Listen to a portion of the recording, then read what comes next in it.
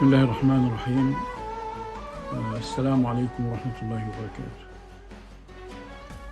This is the video number, second video or episode number 2 about Islamic economics, as we introduced in the first episode, which we were talking about the source of knowledge and human science and human activity. And we introduced there's only two sources of knowledge: the divine knowledge, revelation, which is for the Muslim, the Quran and Sunnah, and human knowledge. And we went further to introduce the unity of human activity. And we said, and I repeat that as a summary, human activity is the same from the beginning until the end. But somebody would say, what do you mean by human activity? I said, whatever humans do, like eating, drinking, getting dressed, traveling, getting married, trading, all these activities, etc., etc., etc.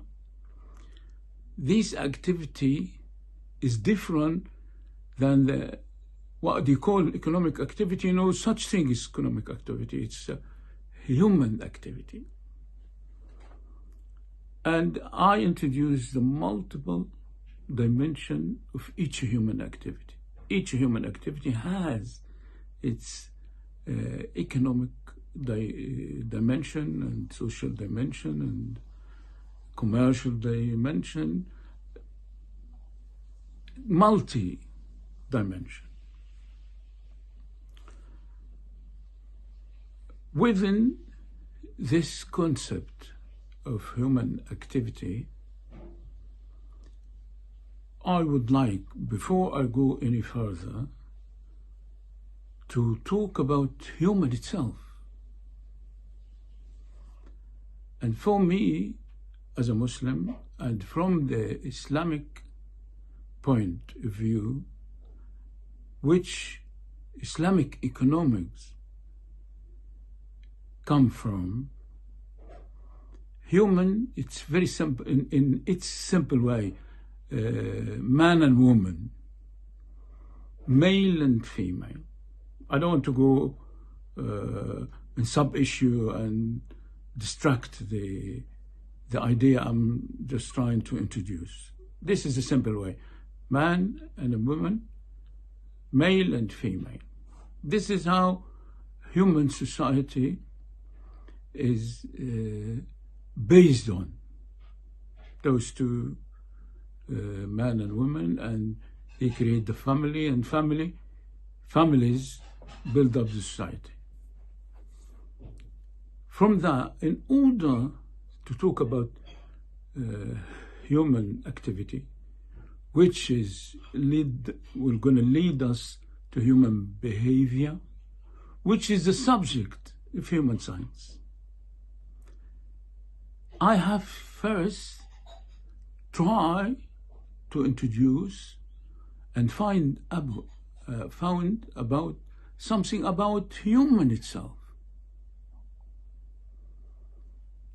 I'm just simply want to first lay down some idea about human itself. And for me, the best way is just go straight to the divine words, the word of the Creator who created human, and see what this human, how can we understand something about human first, then we start to talk about his activity or human activity. I'll try to build something about human science. If we look to the Quran, which he described a lot about human and about human activity. The first thing he said for creation, human, First, difference between creation and the nature of human. What I'm about to say, which is rather describing the nature of human being. God say in Surah Al-Baqarah, Ayah 30, and Surah Sad, Ayah 26, repeated one word, which he said, إني جاعل في الأرض خليفة. Here we stop in the word Khalifa. And before I go further, what Khalifa means, I have to mention the limitation of the language or the linguistic limitation of explaining the word. We, fortunate enough to speak in Arabic, the Quran being chosen by Allah subhanahu wa ta'ala, the Creator, to reveal His word, which is this language, and His word is unique. Back again to the word is being repeated in the Quran twice. One in Surah Al-Baqarah and one in Surah Sad, by the word Khalifa. I'm not going to go through the translation because of the limitation of language. Nobody can translate this word. Have to explain it.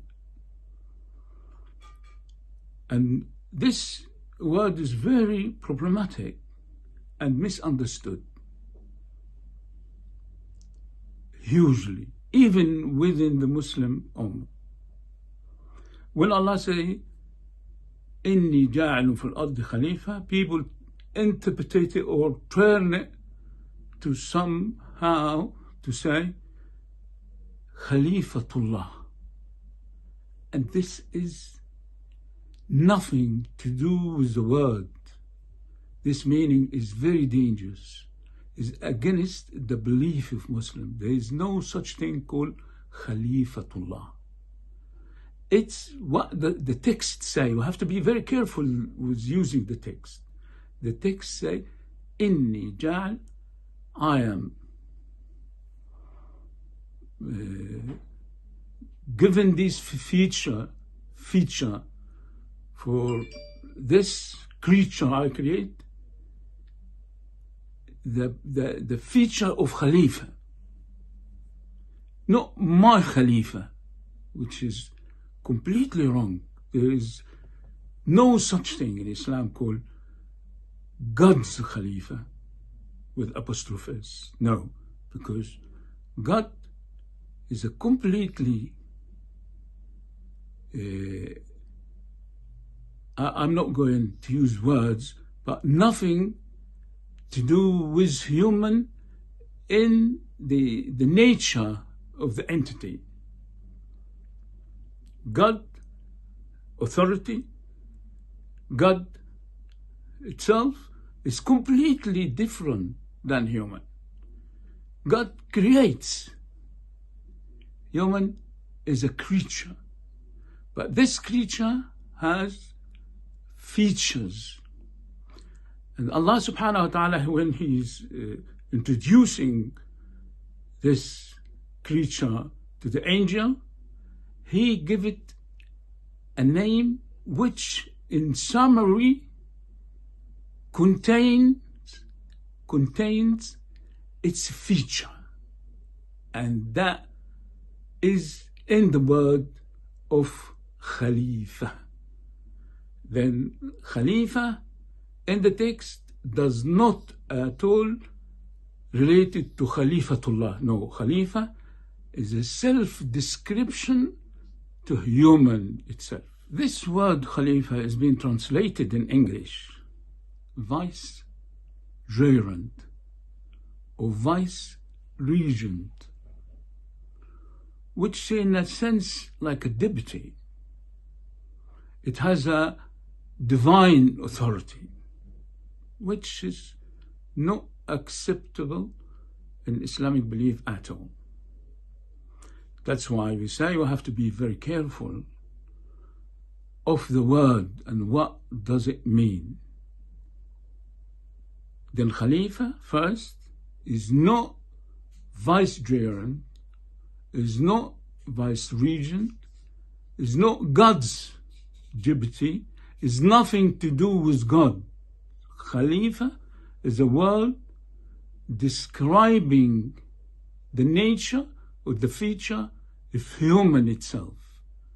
And this is what we need to understand in order to understand human activity and human behavior. And actually, if I took it simply, I say, oh, the text is say, يجعل في الأرض خليفة, that means Khalifa. No, it's completely wrong. Not only wrong, it's against the human belief. But I would say now, what Khalifa means, which is the meaning which is missing, which result for misunderstanding the nature of the nature of human science, and actually mixing up understanding the human activity as well. That's why I did like to start with the word and try to explain. I try to explain Khalifa and find that some words is a big word that has more than dimension of the meaning. I divided the meaning of Khalifa of 3 dimensions. The common one, which is the root of the word Khalifa, which carried ikhtilaf, diversity, difference, the difference between every individual, the difference between man and woman, the different color, the different nature, the different ability, all the difference. And this is reality, we can't realize it, nobody can deny it. Then 2 other dimensions, I would say, or describe it as a vertical dimension and horizontal dimension. The vertical dimension is as Khalifa, A and B. 2, first one, we came after whoever was before us. That's one thing. Secondly, we reproduce ourselves within the meaning of Khalifa. That's one dimension. The horizontal dimension is Khalifa, which we will come to it later, have a choice, have a will.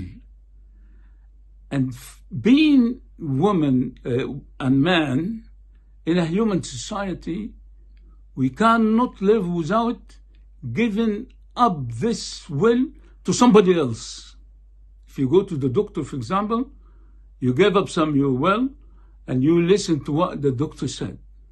If you even in a bus or in an aeroplane, you give consent to your will and rely on the will of the driver of the bus or the pilot in the plane.